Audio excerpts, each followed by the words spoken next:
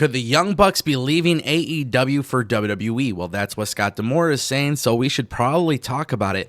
Also, a huge TNA announcement ahead of Slammiversary, and we are going to talk about the real reason why an AEW star requested their release from the company.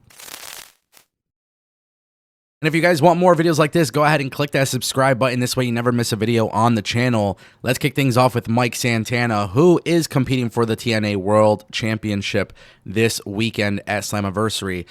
There's been a lot of questions regarding Mike Santana and the reason why he left AEW. And I personally thought this was a very interesting interview because he spoke with Ariel Helwani on the Ariel Helwani show, and he actually opened up about why he left AEW. Now, at the time when he left AEW, there was a lot of rumors, especially because he was in a tag team with Ortiz. Proud and Powerful was one of my favorite tag teams, even before going to AEW.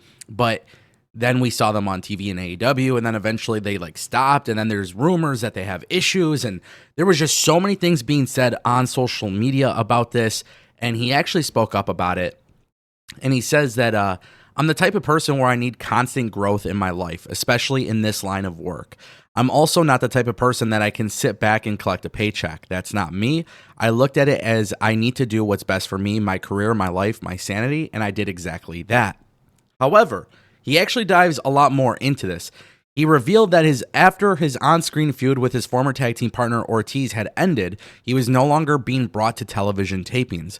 It was at this point that he went to AEW and requested his release on multiple occasions before it was granted.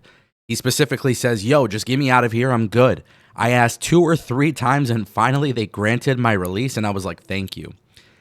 This is so interesting because obviously Mike Santana going into TNA Slammiversary, potentially walking out of as world champion, it's huge.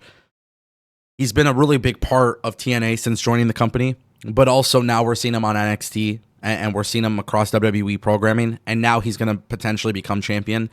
This could be the moment that is absolutely needed for TNA. TNA is in New York. Mike Santana's from New York. If he goes to UBS Arena and wins the World Championship, the decision to leave AEW will be a very, very good decision.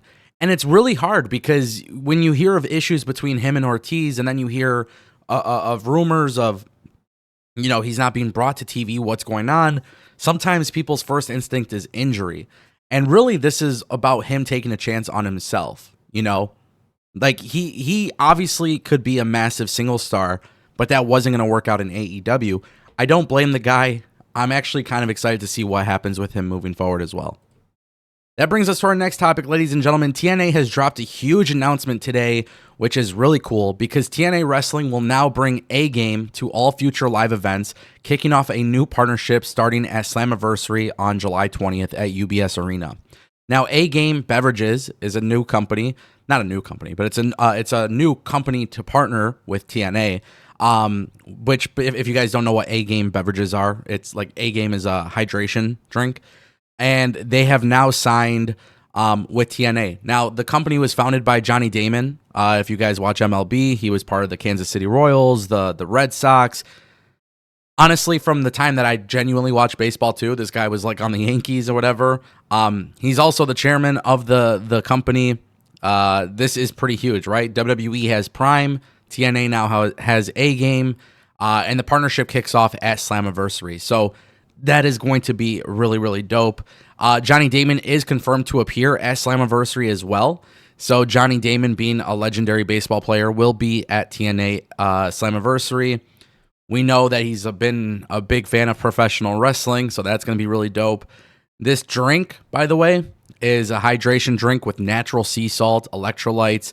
It's got vitamins. It's got no artificial dyes, no artificial sweeteners. Everything is based off natural ingredients and honey, which is great.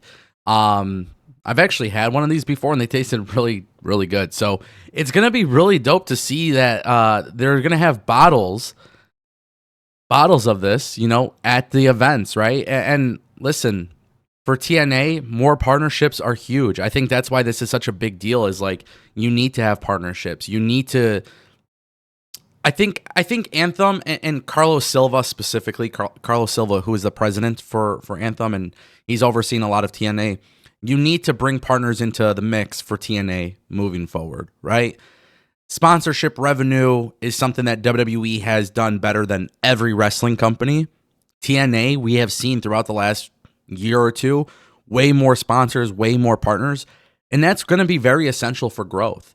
And, for TNA to have like an official hydration partner, like that's a good thing, right? Like that's a really good thing to have. And it's kind of exciting to see that TNA is at this stage where they have been really, really just building up, right?